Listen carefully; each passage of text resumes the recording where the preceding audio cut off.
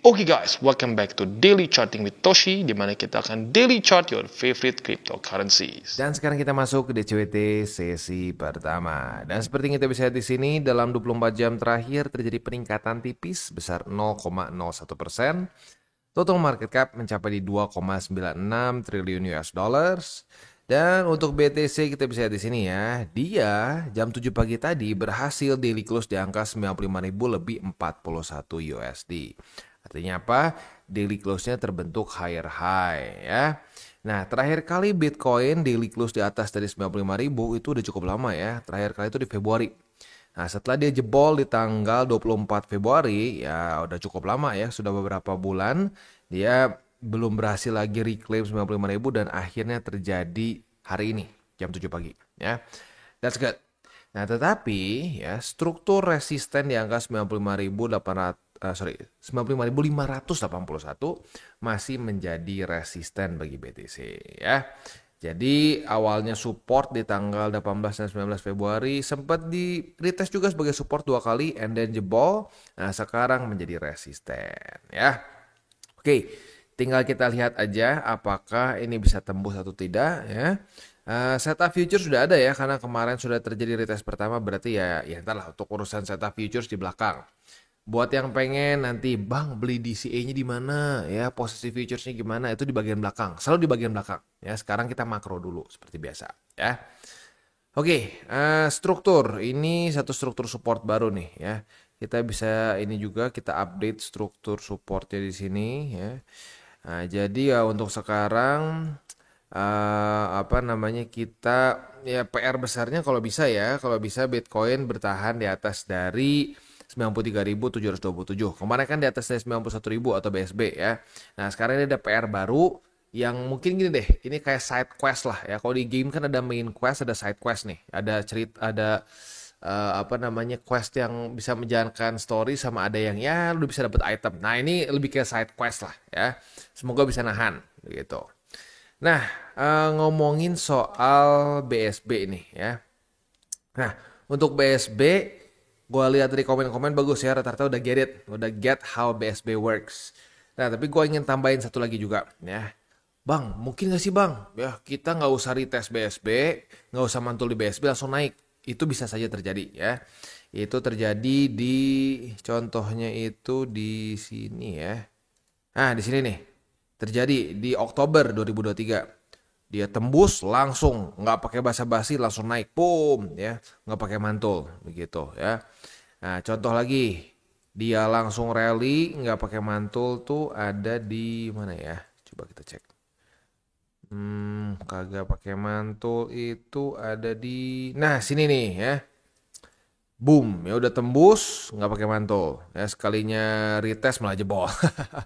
Ya tapi intinya apa? Intinya bisa saja terjadi di mana dia langsung tembus BSB tanpa harus retest lagi ke BSB atau tanpa harus mantul di BSB dan bisa lanjut ke atas begitu. Tetapi normalnya sih ada retest begitu ya. Kita bisa di sini. Dia di reclaim, mantul dulu baru lanjut ya. Contoh lagi, dia reclaim, mantul dulu baru lanjut begitu ya. Nah, yang di tengah-tengahnya juga bisa nih.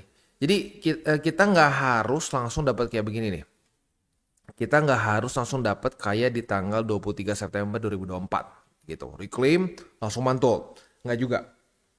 Bahkan kalau mau ngomong lebih seringnya setelah reclaim itu nggak mantul dulu, justru reclaim naik dulu baru mantul gitu. Ya, jadi mantul itu bisa saja ketunda dengan cukup lama. Contoh lagi yang mantul ketunda cukup lama itu di sini nih. Nah, sini nih ya. Ini reclaim di tanggal 12 Oktober. Mantulnya di sini ya. Mantulnya itu di April 2016. Jadi basically kayak ya hitung sendiri lah berapa bulan itu ya. Quite long begitu. Jadi itu bisa saja terjadi ya. So, bagi yang nunggu, wah harus mantul dulu nih. Enggak juga ya. Fakta data statistik menunjukkan bisa saja dia lanjut rally ke atas tanpa harus mantul dulu gitu ya. Ya, tapi ya sebenarnya lebih enak kalau ada retestnya sih. Kan jadi asik tuh ya, kayak waktu di sini nih. Waktu kita dikasih kesempatan buat beli lagi di sini, wah itu kan buat yang ngedengerin dengan baik kan lumayan tuh di sini ya. Nah, tapi sekali lagi gue ngingetin, nggak setiap kali harus terjadi pantulan yang dekat-dekat seperti ini ya. Ini tuh ideal sebenarnya. Tapi pada faktanya lebih seringnya bisa seperti ini. Saat dia nembus, reclaim, lanjut lagi rally dulu, baru koreksi lagi dan mantul gitu ya. Oke, itu kurang lebih untuk di Bitcoin ya, untuk di daily dan di weekly. Gue happy ya, ini komen-komen terlihat orang-orang makin mendengarkan dengan baik begitu ya. Komen-komen yang pertanyaannya tuh masih sedikit apa ya, yang kelihatan gak ditonton dengan benar tuh udah makin dikit gitu ya. Dulu-dulu kan itu banyak sekali ya. Bang, beli di mana lah? Udah dibahas di video. Bang, ini gimana kondisi market lah? Ini dibahas di video gitu kan. Ya, tapi sekarang sudah semakin berkurang. That's good. Artinya orang-orang udah mulai mendengarkan lebih baik, ya, mencerna lebih baik gitu, ya. Oke, next kita akan lihat dulu mumpung ingat ya di XY. Untuk di XY kita bisa di sini reject oleh 99,744 ya. Nah, jadi overall it's good ya. Kalau kita pengen Bitcoin yang gampang untuk bisa naik ya, ya kita butuh indeks dolar yang cenderung melemah. Karena kita sudah sering bahas ya, analoginya indeks dolar ini atau di XY ini seperti pemberat kaki ya. Ya lu bisa lari pakai pemberat kaki, bisa loncat juga pakai pemberat kaki. Tetapi ya sesuai dengan namanya berat ya, lebih susah. Ya maka dari itu ya lebih enak kalau pemberat kakinya kecil kan. Nah, ya kayak gitu aja ya. BTCD, untuk BTCD dia masih belum mau retest ke EMA 20 ya. Nah, ya kalau menurut gua sih ya lagi-lagi karena balance sheet bagus ya, udah mulai flat. Nah, tapi flat ini kalau menurut gua ya ini orang-orang takut terjadi seperti di Juni 2024 ya. Di Juni 2024 kita bisa di sini dia tuh sempat tapering. Itu yang mana sih Juni? Sebentar. Nah, ini nih ya. Dia sempat tapering, sempat stabil ya. Tapi udah dibanting lagi begitu loh ya. Nah, jadi mungkin sekarang para market participants begitu ya sedang menunggu nih apakah kali ini ya bisa beneran berhenti QT atau enggak begitu ya. Kalau menurut gua mereka sedang menunggu statement-statement dari the Fed yang lebih dovish begitu ya. Dan ya kalau mau ngomong secara probability-nya kemungkinan besar pergeseran dari hawkish ke dovish ini akan makan waktu gitu, nggak sekali boom gitu ya. Ya kalau gua sih berharap sekali boom, tapi dari yang lihat-lihat sebelum-sebelumnya gitu ya lebih pelan-pelan. Kecuali ada kayak COVID kemarin, tuh COVID berubah total dengan boom langsung cepret gitu ya. Nah tapi kalau kita nggak dapet event kayak COVID atau nggak selevel itu ya kemungkinan besar transisinya lebih kayak gradasi lah gitu ya, nggak langsung dari hitam jadi putih gitu, nggak. Jadi dari mungkin hitam pelan-pelan gradasi ya, mulai abu and then putih begitu ya. Ya tapi tetap keep it 70-30 or 60-40 begitu ya. Bahkan gue sebenarnya kalau udah masuk ke altcoin season pun ya udah sih. Ya paling mentok-mentoknya dari lu 70-30 ya. Mentok-mentok diubah ke 60-40 gitu. Karena apa? Nanti dari 40%-nya itu pun akan membengkak sendiri gitu loh. Ya jadi lu dalam posisi yang resikonya itu nggak terlalu besar begitu. Karena gini loh ya. Jangan ya ini udah ada contoh lagi nih di cycle ini ya. Udah ada contoh ya kayak Om gitu ya. Itu project di tengah-tengah masih di dalam bull run loh. Ini masih dalam bull market tapi dia bisa terjun payung begitu. Nah di alts itu terjadi seperti itu dari masa ke masa tuh memang terjadi seperti itu. Nah kebayang kalau lu gila-gilaan di alts, lu tetap punya resiko yang besar bahkan kalau sampai dia masuk ke altcoin season pun tetap ada resiko besar. Itu banyak yang orang lupa begitu. Karena kenapa? Ya ketutup sama berita bullishnya begitu. Jangan lupa ya, even in the bull market ya, even in the altcoin season, itu altcoin bisa tetap hancur begitu karena faktor ya karena berbagai macam faktor lah ya. Teknis seperti Om mungkin kemarin ya, arguably teknis menurut mereka ya. Lalu bisa juga misalkan ada skandal tertentu begitu ya atau misalkan timnya rug pull itu mesti ada potensi sangat besar. Nah, itu tidak dimiliki oleh BTC. Gitu maka dari itu tetap majority di BTC.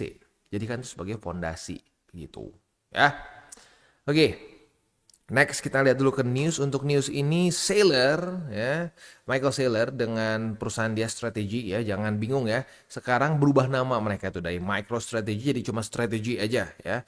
Mereka beli lagi BTC. Dia beli 15.355 Bitcoin dengan harga 1,42 miliar USD ya. Dan ya harga mungkin meningkat lagi gara-gara itu karena ini terjadi di tanggal 28 April ya. Nah tapi gini loh ya, kalau mau ditanya, Bang, ini apakah gara-gara si seller beli terus langsung jadi naik sendiri atau gimana Bang? Kalau menurut gua seller kemungkinan besar belinya OTC ya, over the counter. Nah jadi ya harusnya nggak akan terlalu ngaruh ke harga langsung. Nah yang mungkin membuat ini meningkat adalah berita dari seller beli, begitu sebenarnya ya. Tapi apapun itu, lu bisa lihat sendiri ya. Di masa-masa kemarin dukun ya, di sini teriak-teriak, udah nih BTC 60.000, udah nih ya BTC 50, 40 keluarlah ya angka-angka yang nggak tahu kalau ditanya dari mana, lu nggak percaya gua, cuma gitu doang ya. Lihat aja nanti ya, lihat aja nanti. Gitu kan itu bahasa dukun banget tuh ya. Kalau ditanya, kenapa bisa sampai situ? Apa alasannya? Nggak percaya lu sama gua? Lihat aja nanti ya, lu bakal nyesel, lu bakal nyesel. Sekarang malah jadi segini, yang nyesel siapa kan? Nah ya jadi dalam masa-masa dukun ngebacot seperti itu, ya, lo lihat BlackRock akumulasi, ya, Sailor akumulasi, gitu, dan berbagai macam orang akumulasi, institusi-institusi ya akumulasi, begitu, ya. Wah tapi kan bisa aja potensi turun, iya bisa, tapi mereka berpikirnya jangka panjang, gitu.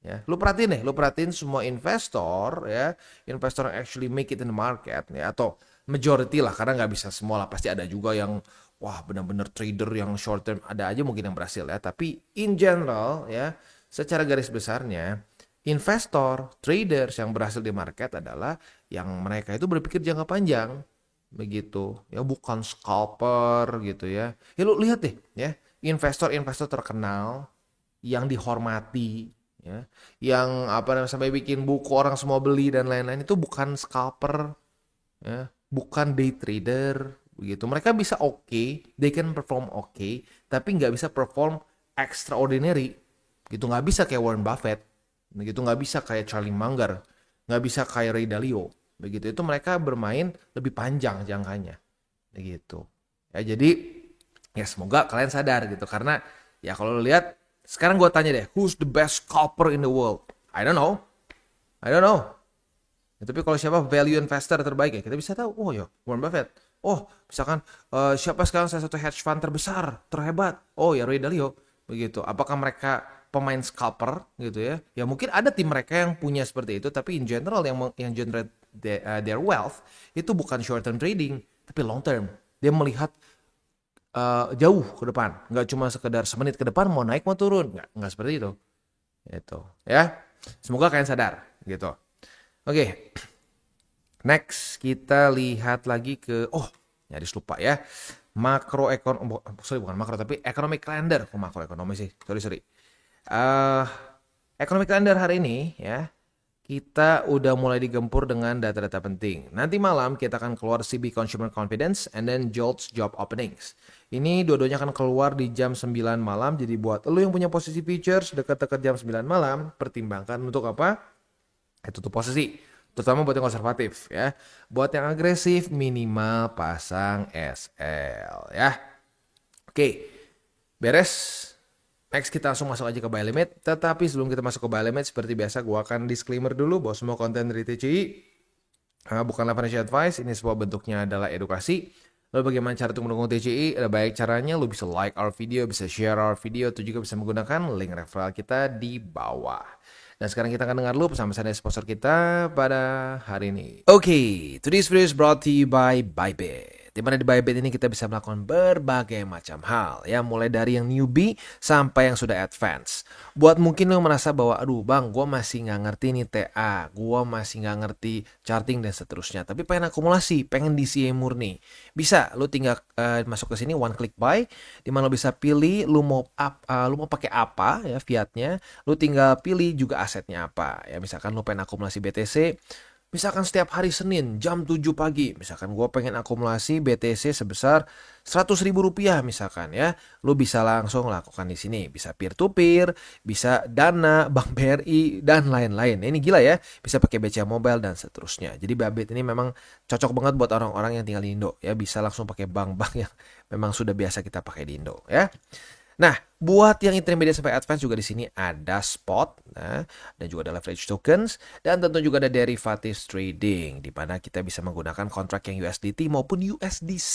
Jadi di sini lo bisa pakai USDC ya, karena nggak semua exchanger bisa menerima untuk futuresnya pakai USDC ya.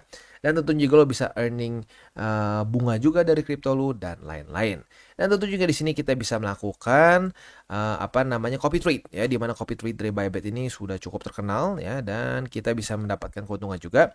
First copy trade kita bisa ada protection 100 USDT loss coverage ya, dan seterusnya ya. Jadi buat lo yang tertarik bisa silakan pakai. Klik di link referral kita di bawah. Dan kita masuk ke Bitcoin. Untuk Bitcoin kita bisa lihat di sini retest 1 sudah terjadi di angka 95.521.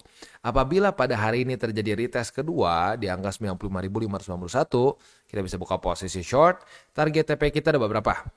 Yang paling konservatif bisa di angka 93.727. Nah, buat yang lebih agresif boleh pertimbangkan di BSB atas atau di 91.906 ya. Itu kurang lebih untuk setup futures di Bitcoin. Untuk posisi spotnya atau tempat untuk DCA lu nih, ya untuk lu nyicil ya, itu di angka 93.727. Ini struktur baru ya, 91.906 dan 89.851 ya. Itu kurang lebih untuk setup di DCWT sesi pertama ini ya. Sebelum kita tutup seperti biasa gue akan ada wejangan tipis-tipis ya.